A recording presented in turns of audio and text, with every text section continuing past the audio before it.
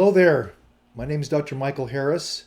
This is the Fruits of Virtue podcast. This is about getting out a message and encouraging people to live a good life. Because I think when you strive to become your best self, you're happy, you feel fulfillment, you feel meaning, you feel general contentment and joy in your life. Today I want to talk to you about spirituality, kind of an area that a lot of times people stay away from. There is so many challenges in the world today. I think people in many cases have discouragement, maybe even downright despair and depression. They're certainly troubled by what's going on in the world. Sometimes we wonder if there is really someone there aware of our needs, concerned about myself, me personally. Some of us pray, or in our walks to and fro, we think to ourselves, is there a higher power? Is there someone that really cares? So I want to offer you some ideas today. I want to offer you a few experiences. I want to talk about what I think are some evidences of why I believe there's a higher power, why there's a God. So I'm not here to convince you of the reality of God. There's a few things I'd like you to consider.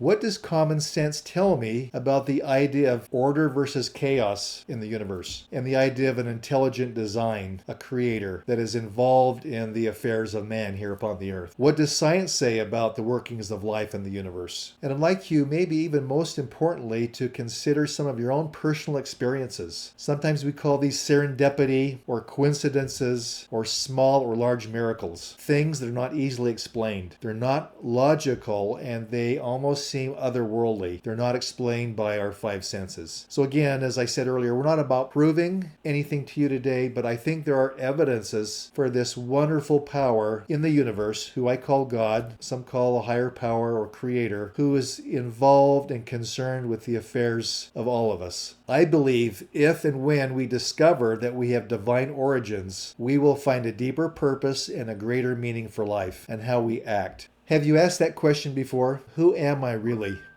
I'm the son or daughter of my parents, but who am I on a deeper basis? I believe I'm a being of intelligence. We're not like the animal kingdom. We're not plants or other kinds of organisms. We have the ability to think and to reflect and to reason. I believe we're a child of God, created by Him. And I believe we have a soul. There's a duality of physical and spiritual matter that we're made up of. People have asked themselves throughout the ages, why am I here? What is my purpose? Is there a reason to all this madness? Many people do not believe because they see all the problems of this world. Man's inhumanity to man, death and destruction, pain and agony, war, suffering. And they ask themselves, how can there be a God? Why would He let these things go on? They're profound questions, aren't they? So the question is there an intelligence that brought about creation? But is there a light? Is there an energy that had to do with our own creation? Interestingly, the combination of material coming from the male and the female side, in other words, parents, they contribute genetic material, and that becomes us, the offspring, the sons and the daughters, the children of our parents. It happens with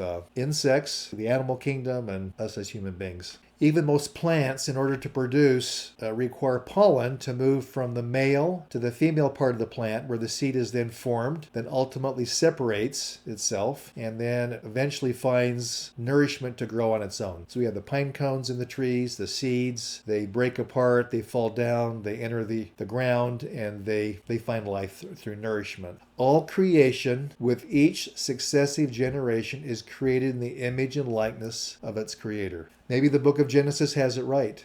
Maybe indeed God created all of us spiritually, and our parents created us physically, and the spirit and the body become the soul of men and women. Here's an interesting story I'd like to tell you. I came across a few years ago. It begs the question, are our bodies more than physical matter? It was found in Time magazine, the January 2007 edition. It's entitled The Brain, the Power of Hope by orthopedic surgeon Dr. Scott Haig. He was providing care for a patient named David who had metastatic cancer. He was trying to help him find relief with his bones, his bone structure, his arms and his legs and his back as he was getting sicker and sicker. The cancer became metastatic. It spread from his lungs to his brain. He got very, very sick in not long of a period of time. The article says in only a few weeks, he had slurred speech, which then became incoherence, which then went to no speech or bodily movements. David was unable to do or respond to anything. And they did multiple scans on his brain, and they said there was little to no brain left, replaced by this disorganized cancer or growing mass. Dr. Haig reported, as any physician would, that it was so difficult to come in and deal with the family, seeing them in this deep grief state, crying and upset as they're losing their father. And Carol, his wife, was seeking comfort and even asked the physician, "Where is my husband?" The night before David's death, Dr. Haig reported that the patient was gulping breaths, which is usually a sign that death is near. The following day, Dr. Haig returned to the hospital and found the room empty and the bed made up with fresh linens. David's nurse appeared and, with a sorrowful look and with an anxiousness to speak, spoke to Dr. Haig. She said that David had awoken last night in a clear conversational way. He had revived to say goodbye and spoke to each member of his family and even stroked them and smiled for about 5 minutes. A complete miracle, a most beautiful thing. Then he closed his eyes and passed within the hour. Dr. Haig related how surprised he was with this phenomenon, even though he said he runs into it from time to time. Carol, David's wife, wanted to share the same experience and did so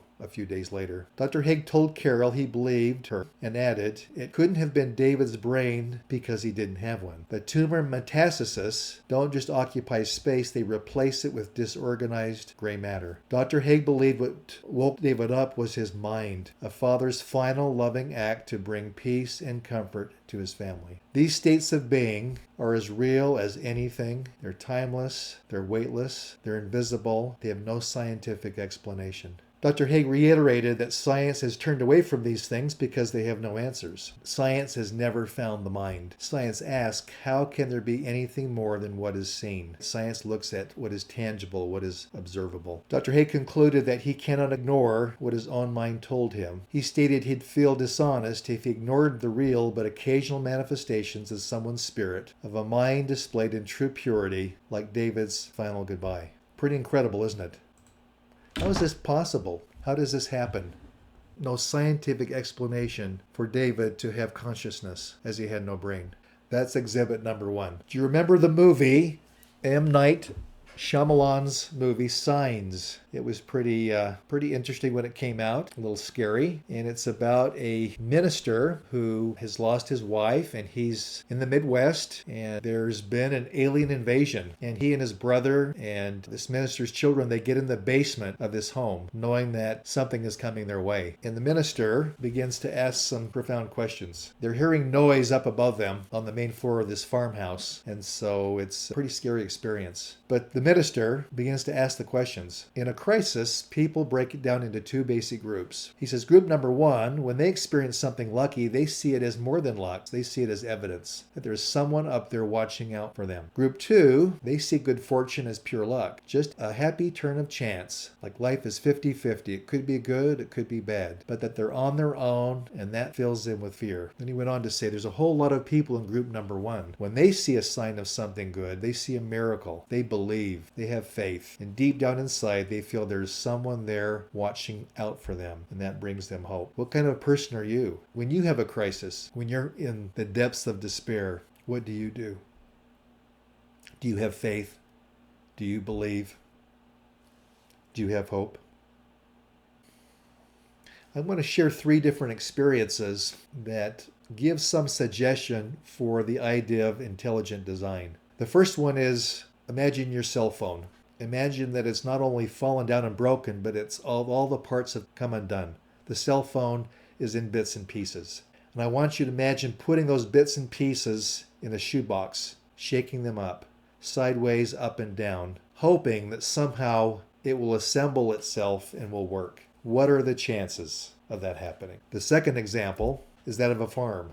I grew up working on farms, and with satellites now set up on tractors, they plow very straight fields. The rows are completely straight as far as you can see. What happens to a farmer's field without the farmer planting, watering, fertilizing, and cultivating? What happens to that field? You'll know what happens to it at the end of the season. After harvest, They plow the rest of the ground under, and if they don't plant that field, it's flat and full of weeds. The third example is our health. I worked in a hospital for a time, and I saw the consequences of disease and poor health that usually came from your lifestyle, from poor eating habits, from drugging and drinking, a lack of exercise, and not taking care of yourself. What are the odds of a person being healthy if they ruin themselves with a poor lifestyle? Here's the point. Without intelligence, knowledge, skill, and effort, nearly everything moves in the direction of entropy, disorganization, randomness, and disorder. Without these things, a cell phone would not be conceived or assembled, the farm would descend into flattened fields and weeds, and the human body will deteriorate more quickly without the important care that we give it. Thus, without intelligence and skillful effort, complexity moves to simplicity, order to chaos. Have you thought about any time in your life this precarious place that we find ourselves in the solar system?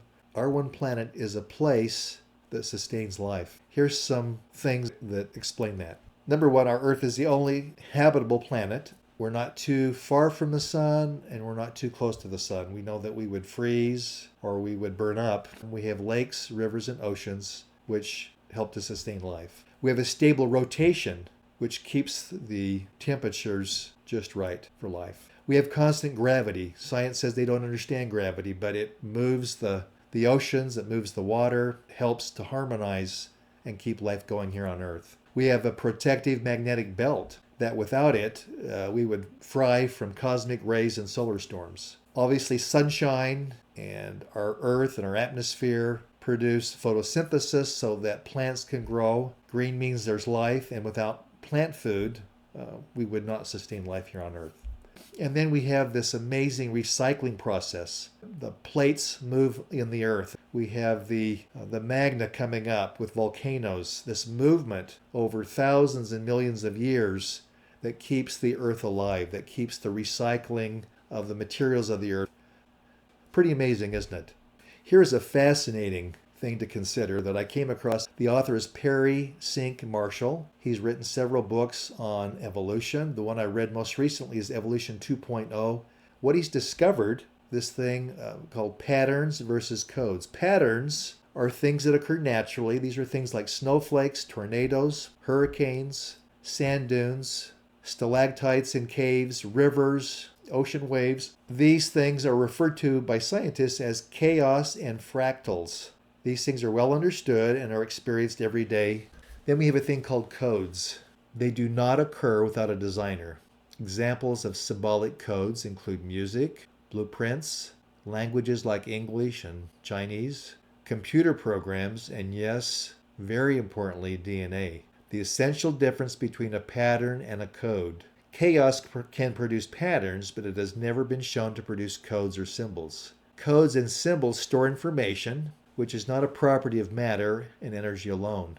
Information or code itself is a separate entity on par with matter and energy. Marshall goes on to explain that, number one, DNA is not merely a molecule with a pattern, it's a code, a language and information storage mechanism. Number two, all codes that we know the origin of are created by a conscious mind. And three, DNA was designed by a mind, and language and information are proof of the action of superintelligence. There's 5 possibilities, he explains, for DNA. Number one, humans designed DNA. That didn't happen. 2, aliens designed it. That's not likely. 3, DNA occurred randomly and spontaneously. No, that's not true. It requires conscious, deliberate intelligence. And 4, it's the result of some undiscovered law of physics that creates information.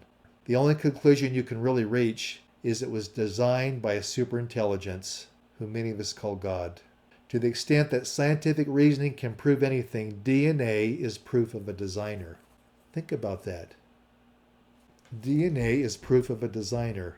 It's in everything that's living, and yet it doesn't come about by evolution. My friends, this is not taught in school. DNA is really the secret to life and has God's fingerprint. Mr. Marshall has offered, I think, a $5 million reward for an explanation, and no one's been able to do it. And finally, I invited you, when we first started this discussion, to consider your own spiritual experiences. Things that are unexplainable, things that seem like little miracles, or perhaps big ones. I'll share one of mine. About 20 years ago, I had the most strange experience while I was exercising. I started to feel what I thought were seizures. I was having electrical impulses racing up and down my body. They went away, but then they returned, and I started having them every few hours and then every few minutes. Very disturbing, very distressing. After a day or two of this, I went into the hospital and went to the ER, and they ran some tests. I knew it was neurological. I deduced that much. They confirmed that I had MS, multiple sclerosis. I was age 50. I had clients who had had MS. Some of them had slow deterioration, others very fast, and some died within a year or two. So I was filled with fear and anxiety. And I started to do a lot of soul searching, started to pray and journal. I sought blessings. I sought answers and solutions. I had received a blessing when I was a teenager from a member of my church.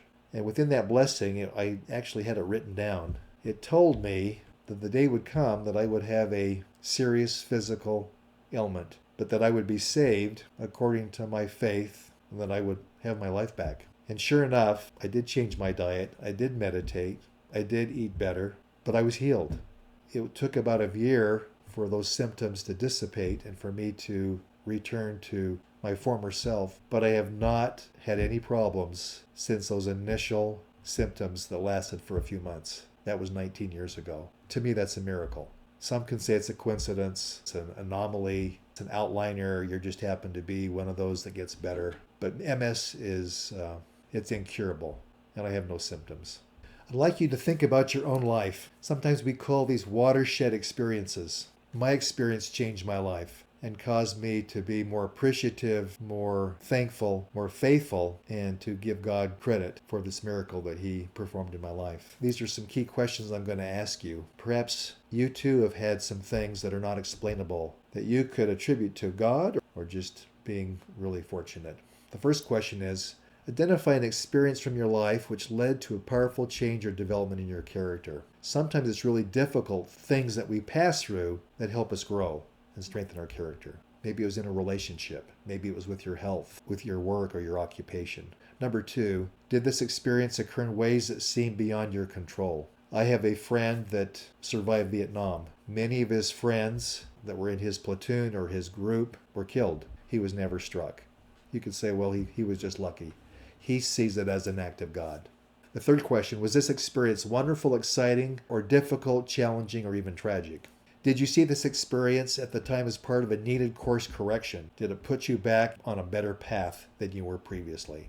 Did you understand at the time the deeper meaning to the experience? Was there a deeper meaning once time had passed? Do you see the experience as orchestrated for your personal growth and ultimate well-being? And finally, how do you explain now what happened to you then? Was it a random occurrence? Was it luck? Or was it divine intervention? At the end of the day, faith and hope are beliefs. They're also a choice. You can experiment to see if there are answers for you, guidance from that infinite source. By praying, by meditating, by journaling, the impressions you're receiving, by serving others daily, living according to your conscience, which in essence is the golden rule. Do this for a few months, then ask yourself how you're feeling. What's going on inside of you? I think you'll like the answer.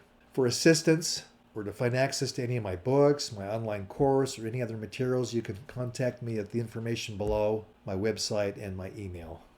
I believe if we embrace true principles, what we call virtues, hope, faith, compassion, forgiveness, serving others, choosing to live according to our conscience, the golden rule, we will be very, very happy. My motto is do good, serve well, and feel great. I hope this has strengthened you today. I hope as you've listened, as you've considered your own life experiences, that you'll realize more fully there has been a divine power in your life guiding you and directing you. And that can grow stronger as you adhere to those principles and as you practice them. I wish you all the best. Take care until next time. Bye-bye.